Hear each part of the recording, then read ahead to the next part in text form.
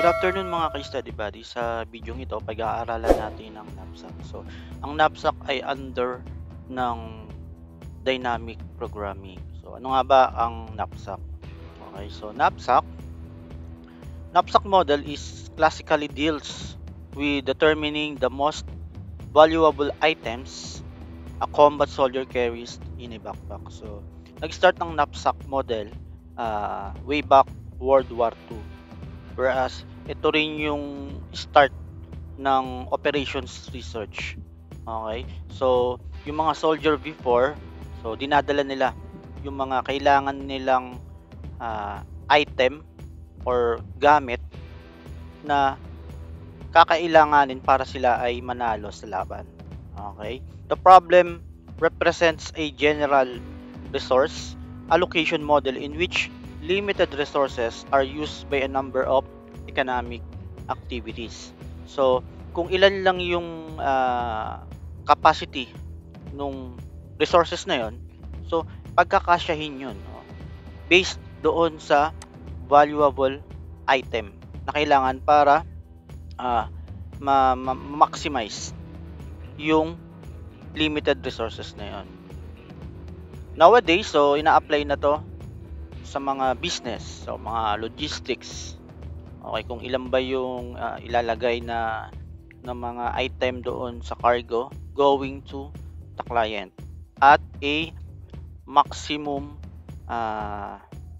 profit na kanilang kikitain. Okay, kung ilan ba yung i-allocate nila ng mga materyales or product. Okay, the objective is to maximize yun.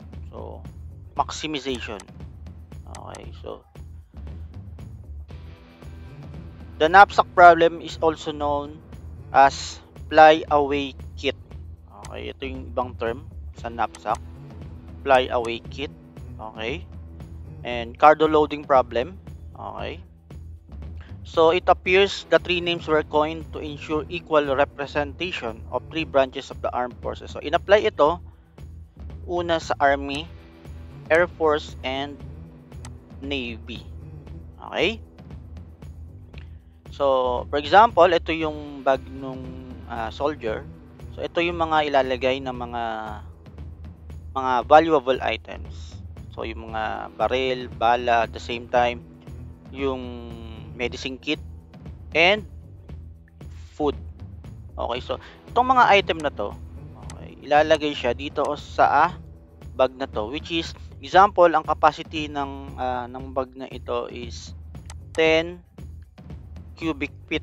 Okay, so yung volume niya, so pagkakasyahin to kung ilan yung kayang ilagay dito sa capacity ng bag na ito.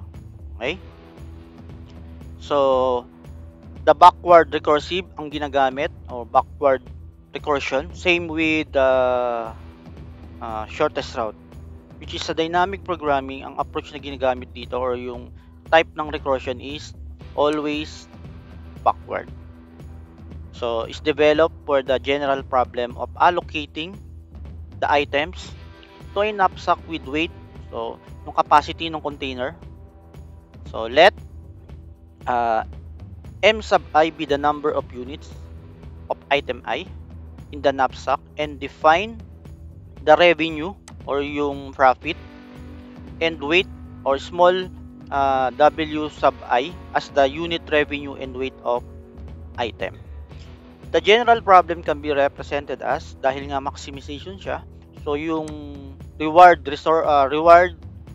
revenue nung bawat item multiply, and yung sum nung lahat ng malalagay na item times reward for each, subject to W sub 1 times M sub 1 plus W sub 2 times M sub 2 plus kung ilan yung item natin is less than or equal to capital W. So, yung nire-represent ng capital W, ito yung weight nung container.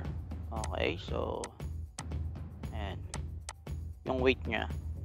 So, hindi pwedeng greater than, dahil kung greater than or equal to W, so possible masira yung bag Possible lumubog yung barko kung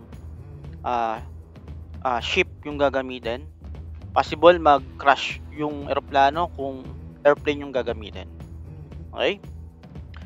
And M sub 1, M sub 2 is greater than or equal to 0. Okay? So, 3 elements of the model. So, number 1 yung stage, alternatives, and the state. So, the state at the stage is represented by X sub I or S sub I, the total weight assigned to stages or item. Okay? So, this is our example for our knapsack problem. A 4-ton vessel can be loaded with 1 or more 3 items. The following tables, the unit weight in W sub I in the tons and the unit revenue in thousands of dollars, R sub I for the item. The goal is to determine the units of each item that will maximize the total return. Okay, so merong 4-ton na capacity ang vessel, which is pwede daw maglagay ng 1 or more na 3 item. So merong 3 item, ang item 1, 2, and 3, respectively their weight. So item 1, ang weight niya is 2 tons. Sa item 2, 3 tons. Sa item 4, 1 ton. And ang revenue or reward for each item, 31, 47, and 14. Okay, so hinahanap, aalamin natin magkano yung magiging profit natin, at the same time, ano yung item na ilalagay natin at ilang item ang ilalagay natin dito sa 4-ton vessel to have a maximum profit. Okay? So, ito yung diagram. Okay? So, same with shortest route. Magsisimula tayo sa stage 3. So, backward tayo. So, solve muna natin yung stage 3, then stage 2, and stage 1. Okay? So, this is our first tableau. Okay? So, our first tableau is stage 3 for our item number 3. Okay?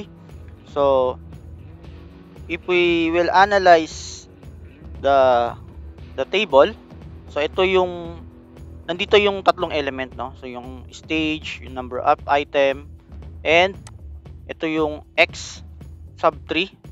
So, ito yung nire-represent niya yung weight na i-assign natin. Okay? So, for item number 3 or stage 3 natin, so meron daw siyang weight na 1 ton and with a revenue of 14. So, in thousands to So, hindi ko na nilagay yung ayan. Okay. So, kung hindi daw tayo maglalagay ng item number 3, so 0. So, obviously, 0 yung ating magiging profit. And the number of item is 0. Same with here. Okay? Kung maglalagay tayo ng item number 3, 1 unit or 1 item number 3. Okay? So, ang ating magiging revenue ay 14. Okay? Then, this is 14. So, naglagay tayo ng isa. Okay? If we will put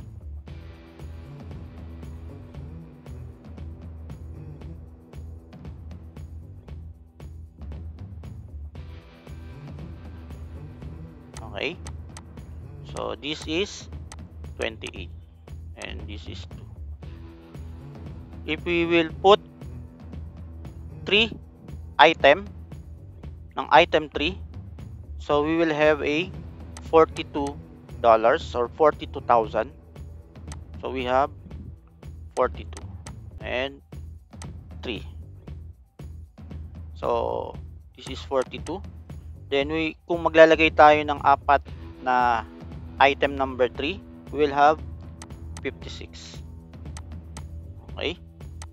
So ang ating optimal solution for stage 3 is 56. Okay? For stage 3. Okay? Next, we will solve our stage 2. Whereas ang ating stage 2 is for item number 2 na may weight na 3 tons and ang kanyang revenue or profit ay $47,000. Again, kung hindi tayo maglalagay ng item number 2, this is 0. Okay. Then 0 ang ating profit or reward. Okay. Here, babalikan natin yung ating tableau doon sa ating stage 3. Whereas, meron tayong 14 na reward. Dahil hindi nga tayo naglagay ng item number 2, so meron tayong 14 na reward dito. Okay? Then profit natin ay 14. Then dito ay 0. Okay? Same with this. So 28. Okay? So 28. Okay? This is 28 and 0. Here 42. Okay. Then ito ay 56 plus 56. Okay. So bakit hindi muna natin nilagay yung 42 dito and dito 56? Dahil i-check natin kung maglalagay tayo ng isang item number 2, magkano yung magiging reward natin or profit natin. Co-compare natin. Okay. So kung maglalagay tayo ng profit ng item number 2, we'll have a 47 profit. Okay? So therefore, ang pipiliin natin is 47. Dahil siya yung may mas mataas na profit compare dito. So, hindi ka naglagay ng item number 2 plus yung ating item number 3 na naglagay ka ng 3 na meron kang profit na 42. Okay? So 47. So ang ilalagay natin dito na number of item is 1. Okay? For this is same. Isang item lang ang pwede nating malagay dahil ang capacity niya ay 3 lang. So 47 plus. So may technique ako dito. So 4 minus 3 yung weight niya dahil ang nire-represent nito is yung assigned weight eh. This is weight. Okay. So 4 minus 3 is equal to 1. Then check mo yung weight na 1. So plus 14. Okay? So pag add yan 61. So ang item natin is 1 for item number 2. Therefore, ang ating optimal solution for this stage is 61. Okay.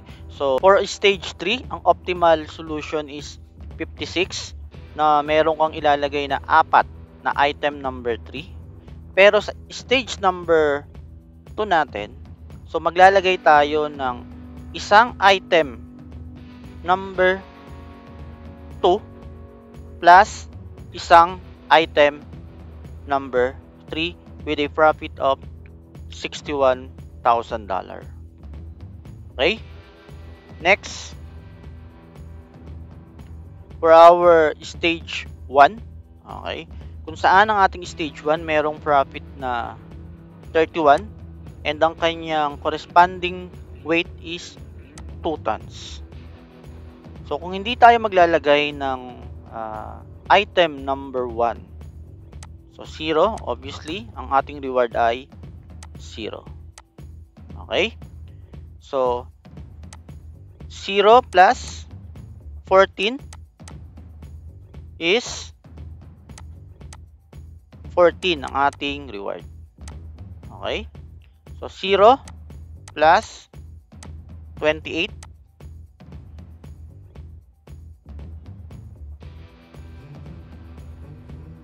then kung maglalagay tayo ng item 1, so reward ay 31, then ito ay hindi.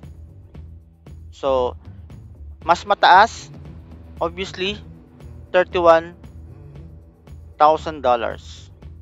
So 31, ang number of item na ilalagay natin ay 1 unit ng item number 1. Okay? Next, 0 plus 47. Okay? Dito yan nanggaling. Ito. Dahil siya yung may mataas na optimal solution pagdating sa weight ng 3 tons. 47. Okay? Then, maglalagay tayo rito. Isang unit ng item number 1. Ang profit natin is 31. Okay? So, again, 3 minus 2 is 1. Then, checkan or i-check itong 1. So, merong 14. Then, 31 plus 14 is 45. Okay? Ang mas mataas, 47. So, pipiliin natin is 47. So, ang ating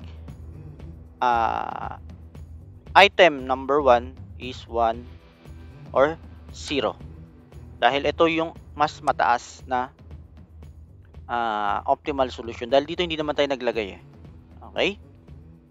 Kaya 0 yung number of item natin sa item number 1. Okay? Next. So, kung hindi tayo maglalagay, ang optimal solution natin is 61. Okay?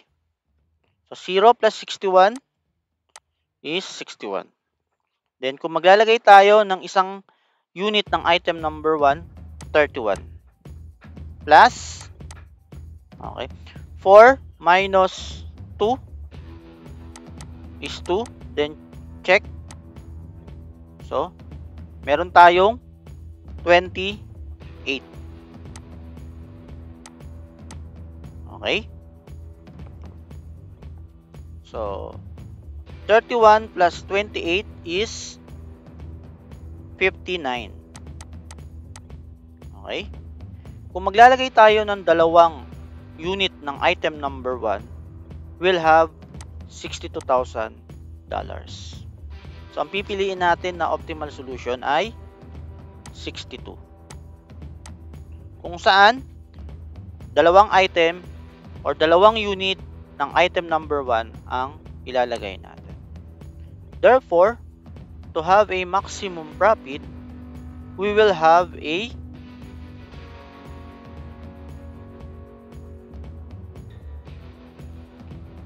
item number 1, we will allocate 2 units with a weight of 4 with a total profit of $62,000 item. Okay, so try to answer this problem, and ito yung corresponding na value kapag naglagay ng isang salesperson sa region. This is region. So, region 1, 2, and 3. So, ito yung corresponding niya. So, pag naglagay ng yung manager ng isang salesperson sa region 1, 35. Yung magiging sales. Okay? So, that's all. Thank you very much.